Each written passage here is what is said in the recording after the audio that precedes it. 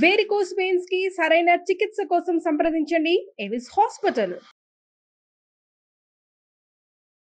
Hi hello నమస్తే, welcome back to Suman TV. ప్రస్తుతం మనతో పాటు ఉన్నారు motivational speaker, public speaker, family counsellor Rajani Rama garu. మేడంతో మాట్లాడు. నమస్తే మ్యామ్. నమస్తే నవీన. మ్యామ్, ఇప్పుడు ఒక ట్రెండ్ నడుస్తుంది మన ఇండియాలో, DINK, double income no kids. అంటే పెళ్లి చేసుకుంటారంట, హ్యాపీగా ఉంటారంట, కానీ పిల్లలు మాత్రం వద్దు. ఏంటి మేడం ఈ డింక్? అసలు దీని అర్థం ఏంటి? ఎందుకు ఇంత ట్రెండ్ అవుతుంది ఇది అసలు? అందుకేనేమో ఇప్పుడు చాలా మంది ఎన్ని ఇయర్స్ అయినా ఇంకా పిల్లలు లేరు అంటుంటారు, ఇంకా వాళ్ళకి అవ్వలేదేమో అనుకుంటుంటాం. అసలు కారణం ఇది. డింక్ ఏముంది, double, dual income no kids. అంటే ఇద్దరికి సంపాదన ఉంటుంది, ఉండాలి, ఉంటే మాకు బాగుంటుంది, అది ఒకటి.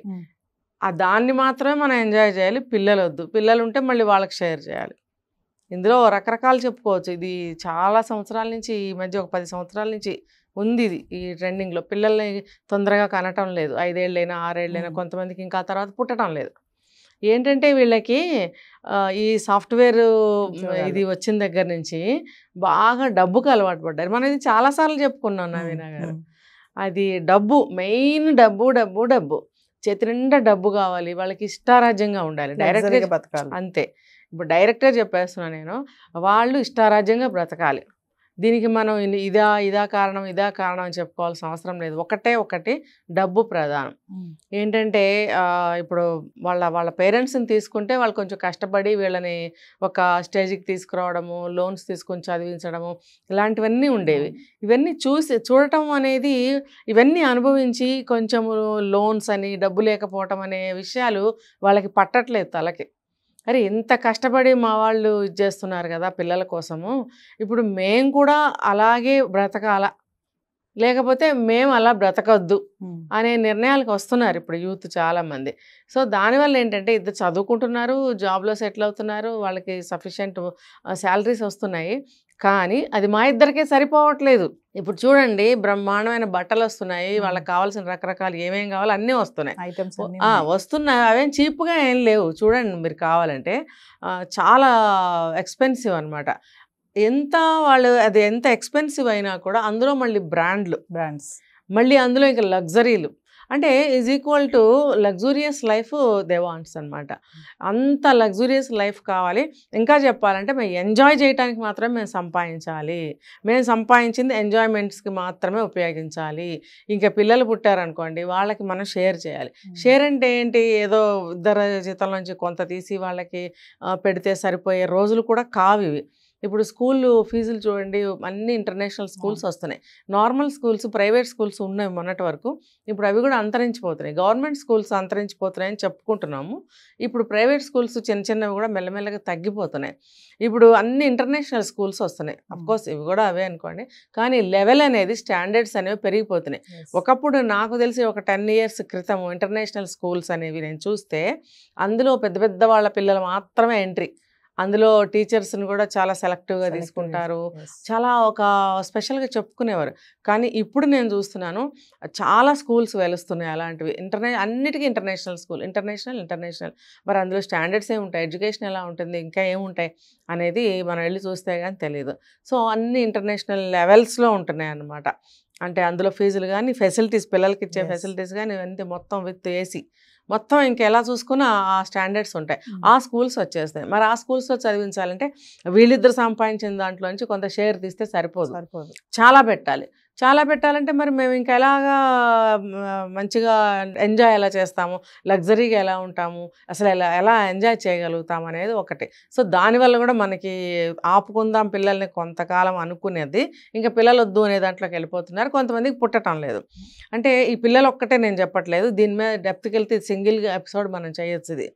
సో ఇది ఒక పాయింట్. అయితే ఇంకొకటి ఏంటంటే, కొంతమందికి బాగా ఫ్రీగా ఉండాలని కోరుకుంటారు, ఎవరు అడ్డం రాకూడదు. పిల్లలేంటి అసలు పేరెంట్స్ని కూడా ఇప్పుడు దగ్గర రానివ్వట్లేదు.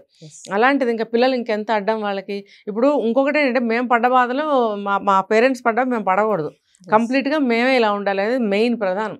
ఇంకా పిల్లల్ని పెంచాలంటే చాలా వాళ్ళ మీద కాన్సన్ట్రేట్ చేయాలి. ఇప్పుడు బయట చూస్తుంటే దారుణాలు అనేకం జరుగుతున్నాయి, అదొక రీజన్. పిల్లల్ని ఎలా కాపాడుకోవాలి, అమ్మాయి అయినా అబ్బాయి అయినా. అమ్మాయి అయితే ఇంకొంచెం ఎక్కువ కష్టపడాలి. కష్టపడటం కాదు, భయంతో బ్రతకాలి. ఇప్పుడు చాలామంది ఇలాగే అంటున్నారు, ఎలా పెంచాలి ఆడపిల్లల్ని అని. అంటే పెంచలేని స్థితి, ఉద్యోగాలు కదా, వాళ్ళు ఇవే చూసుకుంటారా అవే చూసుకుంటారా, 24 hours పిల్లల్ని కాచుకుని ఉండలేరు వాళ్ళు. ఇదొక రీజన్. ఇంకోటి ఏంటంటే వాళ్ళకి గోల్స్ అనేవి ఉంటాయి. ఇప్పుడు చూస్తున్నాం, నేను డైరెక్ట్గా చూస్తున్నాను గోల్స్ అనమాట. గోల్స్ అంటే వాళ్ళ పర్సనల్ అవ్వచ్చు, వర్క్ పరంగా కూడా వాళ్ళకి కొన్ని టార్గెట్స్ ఇస్తారు. అవి రీచ్ అవ్వాలన్నా కూడా ఇవి ఒక ప్రతిబంధకం. ప్రతిదానికి ఇలా ఇటే వస్తున్నాం మళ్ళీ ఈ పిల్లలు. సో ఈ రీజన్తో కూడా పిల్లలు వద్దనుకుంటున్నారు.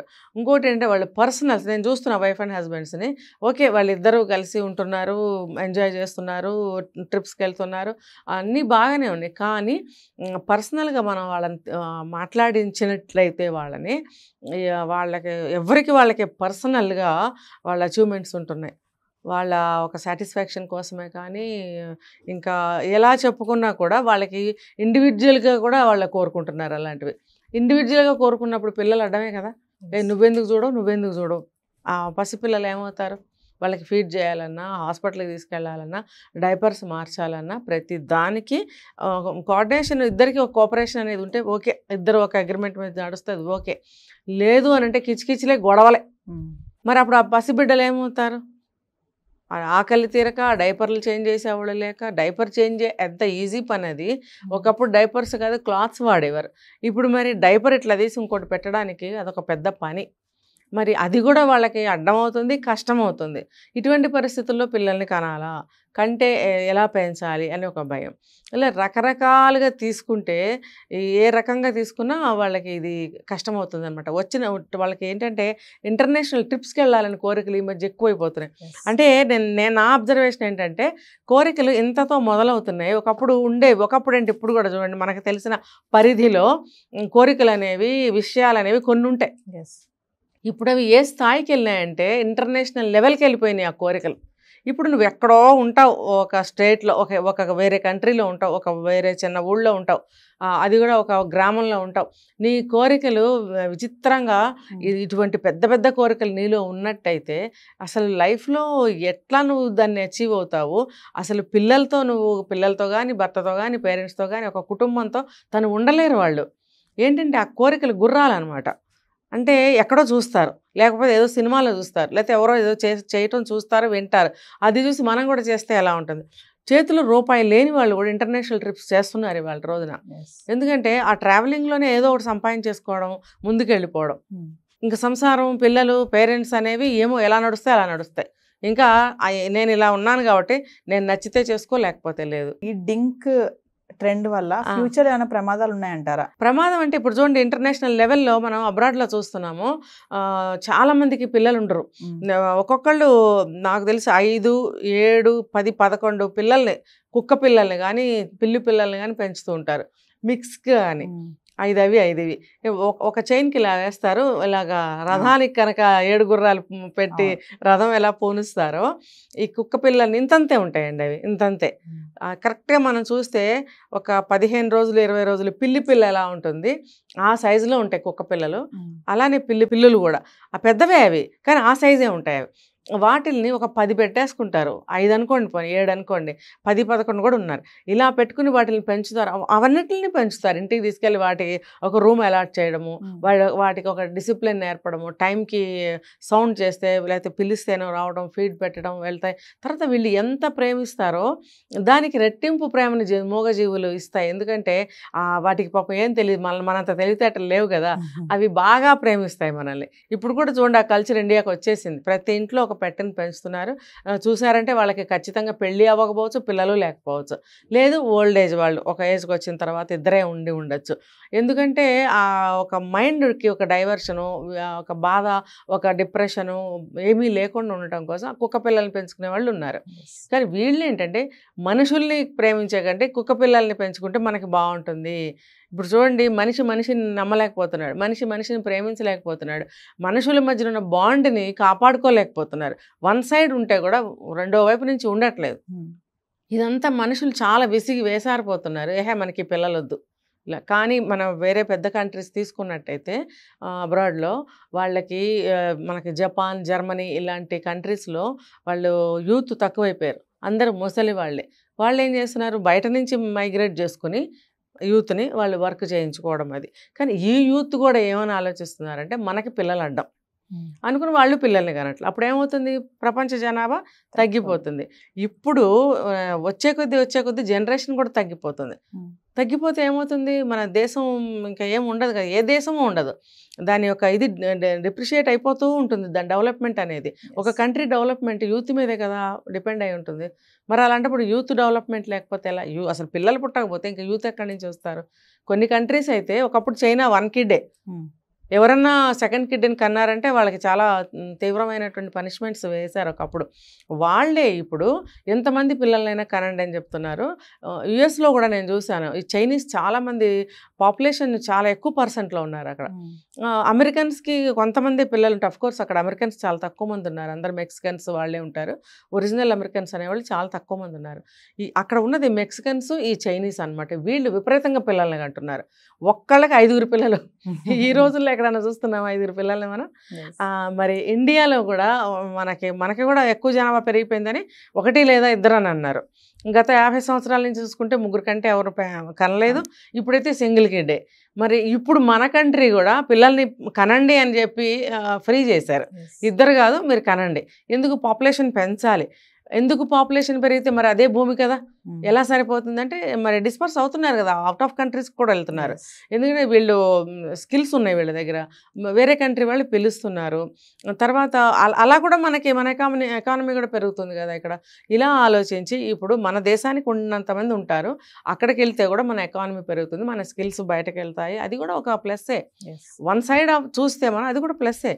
కాబట్టి ఎక్కువ మందిని కనండి అని చెప్పి మనకి ఇక్కడ కూడా చెప్తున్నారు. ఇప్పుడు పెద్దవాళ్ళ ఓల్డ్ ఏజ్ వాళ్ళ పాపులేషన్ చాలా ఎక్కువ పెరిగిపోతుంది. మరి వాళ్ళని ఎవరు చూసుకుంటారు? అప్పుడు మొన్నటి వరకు చూసుకున్నారు అందరూ, ఇప్పుడు ఎవరు పెద్దవాళ్ళని చూడడానికి ఇష్టపడటం లేదు. ఎందుకంటే వాళ్ళ గోల్స్, వాళ్ళ కెరీర్, వాళ్ళ ఇష్టాలు, వాళ్ళ ఎంజాయ్మెంట్లు ఇవన్నీ కూడా నాశనం అవుతున్నాయి. కాబట్టి పెద్దవాళ్ళని కొంతవరకే చూడగలుగుతున్నారు కొంతమంది అసలు చూడలేకపోతున్నారు. అసలు చాలా ప్రాబ్లమేటిక్గా తయారైంది. కాబట్టి ప్రతి ఒక్కళ్ళు పిల్లలు వద్దు అనుకోవడం. కానీ ఇప్పుడు పాపులేషన్ని పెంచడం వల్ల మన దేశం యొక్క డెవలప్మెంట్ ముందుకెళ్తుంది. పెద్దవాళ్ళని చూసుకోవడానికి ఉంటారు, వీళ్ళకి బాగానే ఉంటుంది. కాదు మరి శృతి మించిన ఎంటర్టైన్మెంట్స్, ఎంజాయ్మెంట్స్ అనేవి వాళ్ళు ఆలోచించి కంట్రోల్ చేసుకోగలిగినట్టయితే మనకి కంట్రీ డెవలప్మెంట్ బాగుంటుంది. ఈ డింక్ కల్చర్లు, మనకి డింక్ కాదు, డింకు, బింకు, పింకు ఇంకా చాలా వస్తాయి మనకి. వాటి వల్ల ఎంతవరకు మనకి మంచి అనేది యూత్ ఆలోచించాలి. Thank you.